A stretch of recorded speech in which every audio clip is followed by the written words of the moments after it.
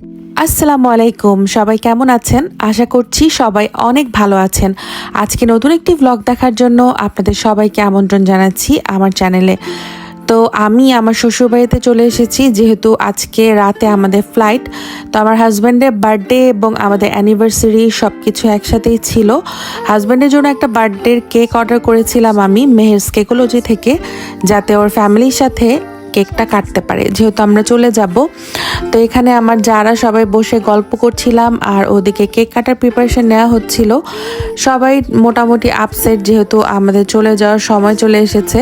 তো আত্মীয় স্বজন সবাই দেখা করতে চলে এসেছে আর আমরা একদমই টাইম দিতে পারছি না, সেই জন্য অনেক খারাপ লাগছিল। আজকে মা নিজের হাতে ছেলের পছন্দের সব খাবার রান্না করেছেন। যা যা খেতে চেয়েছে আমার হাজব্যান্ড, আমার শাশুড়ি সব কিছু মায়ের হাতের ওগুলো রান্না করেছেন।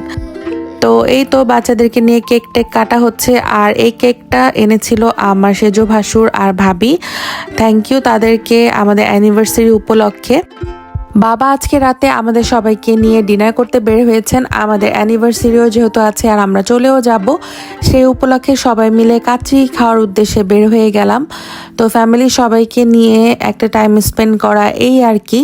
তো আমাদের বিয়ের দেখতে দেখতে 8 বছর রানিং আর কি, 8 বছর শেষ হয়ে যাচ্ছে অলমোস্ট। তো 8 বছর অ্যানিভার্সারি ফ্যামিলির সাথে সেলিব্রেট করতে পারলাম। আর আমাদের অ্যানিভার্সারি, আমার হাজব্যান্ডের বার্থডে সব কিছু একদিন আগে পড়ে, যেই কারণে একই মাসে দেখা যায় যে সব কিছু পড়েছে। তো ফাইনালি খাওয়া দাওয়া করে বাসায় চলে এসেছি আর এখন বিদায়ের পালা। তো সবার কাছ থেকে বিদায় নিচ্ছিলাম।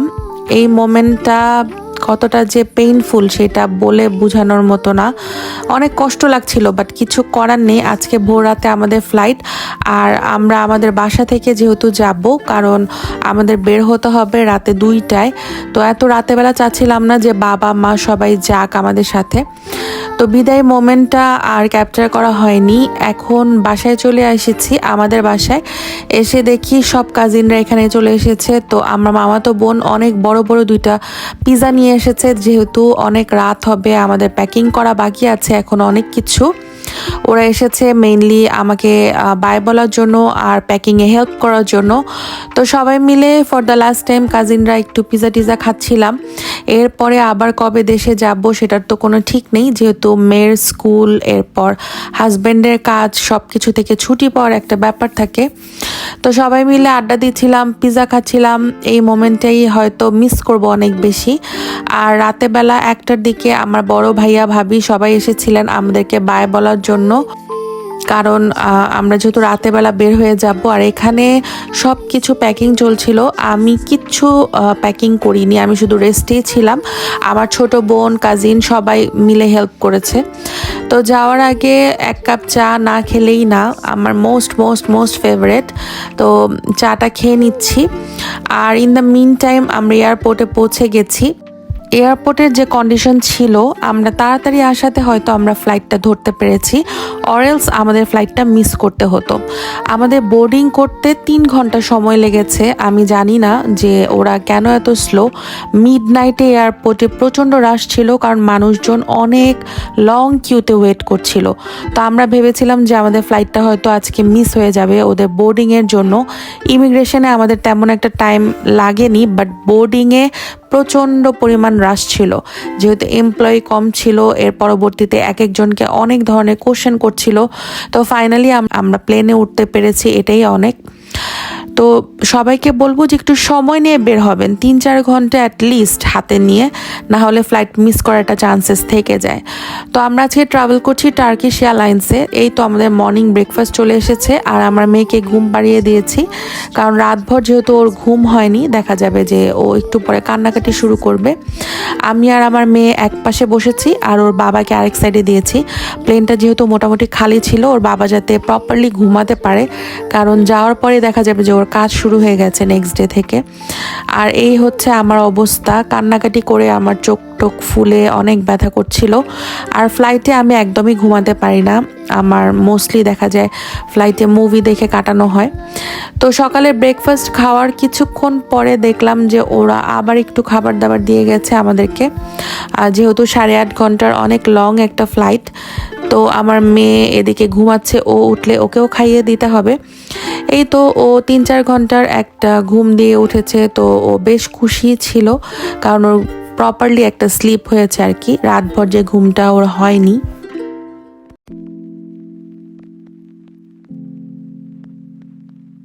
সকাল হয়ে গেছে, একদম সুন্দর একটা ব্রাইট সানি ডে, আর আমরা মোটামুটি টার্কিতে পৌঁছে গেছি। খুব সুন্দর একটা স্মুথ ফ্লাইট ছিল, আর সময়ের আগে যেহেতু আমাদের ফ্লাইটটা ছেড়েছে, মোটামুটি সবাই সময়ের আগে প্লেনে উঠে যাওয়ার কারণে।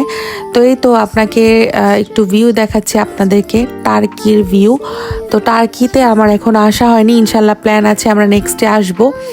টার্কিশ এয়ারপোর্টে আমাদের 2 ঘন্টার একটা ট্রানজিট আছে, তো আমাদের সবারই মোটামুটি ক্ষুধা পেয়েছিল। বাট সর্বপ্রথম যে কাজটা সেটা হচ্ছে আমরা আগে যে আমাদের সেই গেটটাতে ঢুকে ওইখানে বসতে হবে। তো টার্কিশ এয়ারপোর্ট অনেক বড়, আমাদের এক পাশ থেকে আরেক পাশে যেতে যেতে 2 ঘন্টা সময় লেগেছে। সো সবাই একটু বুঝে শুনে টার্কিতে ট্রানজিটটা নিবেন। 1 ঘন্টা ট্রানজিট নেওয়ার কারণে কিন্তু লাস্ট টাইম আমার হাজব্যান্ডের ফ্লাইটটা মিস হয়ে গেছে। তো 3 ঘন্টা হচ্ছে ঠিক আছে ট্রানজিটের জন্য, 2 ঘন্টাটাও আমি বলবো অনেক টাফ হয়ে যায়। অনেক হাঁটাহাঁটি করার পর ফাইনালি আমরা পৌঁছেছি। তো যাই হোক, এখন আমরা ওয়েট করছি নেক্সট ফ্লাইটের জন্য। আমাদের নেক্সট ফ্লাইটটা স্টার্ট হয়ে গেছে, এখান থেকে আমাদের লন্ডনে পৌঁছাতে 4 ঘন্টার মতো সময় লাগবে। আমরা যেহেতু যাওয়ার সময় টার্কিশ এয়ারলাইন দিয়ে গিয়েছি, তো একটা আইডিয়া ছিল আর কি।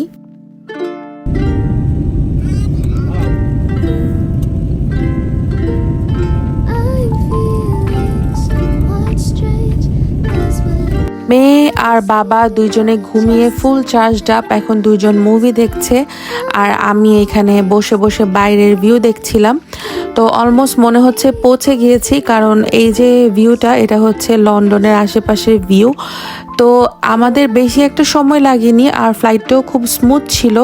আমি ভেবেছিলাম যে হয়তো বৃষ্টি হবে, সেটার একটা ভয় ছিল, কারণ টার্কিতে দেখেছি যে ওয়েদারটা প্রচণ্ড ক্লাউডি, আর লন্ডনের ওয়েদারের তো কোনো ভরসা নেই, কখনো রোদ, কখনো বৃষ্টি, কখনো ক্লাউডি।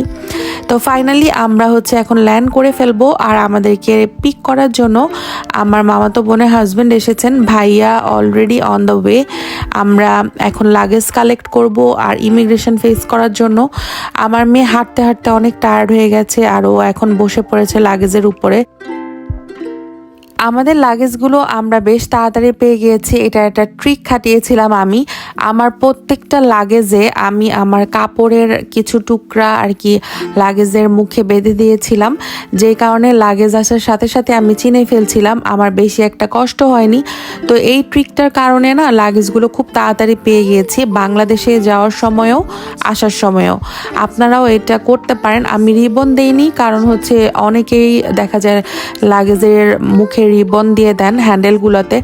তো আমি এই জন্য আমার নিজের যে একটা ড্রেসের যেটা আমি ইউজ করি না, সেখান থেকে কাপড় কেটে কেটে আমি লাগেজের মুখে বেঁধে দিয়েছিলাম, যে জন্য এটা খুঁজে পেতে আমার একদম অল্প টাইম লেগেছে। তো বাংলাদেশ থেকে আসার পরে আমার যে খাবার নিয়ে এসেছিলাম সেগুলো বের করলাম। আমার আম্মা গরুর মাংস, মুরগির মাংস এগুলো ফ্রোজেন করে দিয়েছিলেন হালকা হালকা একটু ভেজে ভেজে। তো সেইগুলো বের করলাম, আমার রান্না বান্নার আর কষ্ট নেই, শুধু ভাত রান্না করলেই হচ্ছে। তো এখন এগুলোকে ডিফ্রস্ট করে আমি হচ্ছে রাতে বেলার ডিনারের প্রিপারেশন নিব। আমাদের পৌঁছাতে পৌঁছাতে দুপুর হয়ে গেছে, আর দুপুরের জন্য আমার মামাতো বোনও খাবার দিয়েছিল, সেগুলোও আছে। তো এখন আমি এগুলোকে ডিফ্রস্ট করে নিচ্ছি। বাংলাদেশের গরুর মাংস এত অমৃত স্বাদ, এখানকার যে গরুর মাংসগুলো আছে সেগুলো একদমই মজা লাগে না আমার কাছে, খুবই সফট হয়, আর কেমন যেন মানে আমাদের দেশের মাংসটাই অন্যরকম টেস্ট। তো যাই হোক, এই ছিল আমার আজকের ব্লগ। আমার চ্যানেলটি অবশ্যই লাইক ফলো দিয়ে পাশেই থাকবেন, এবং আমার ইউটিউব চ্যানেলটি সাবস্ক্রাইব করতে ভুলবেন না। নেক্সট ভিডিও দেখার আমন্ত্রণ রইল। আল্লাহ হাফেজ।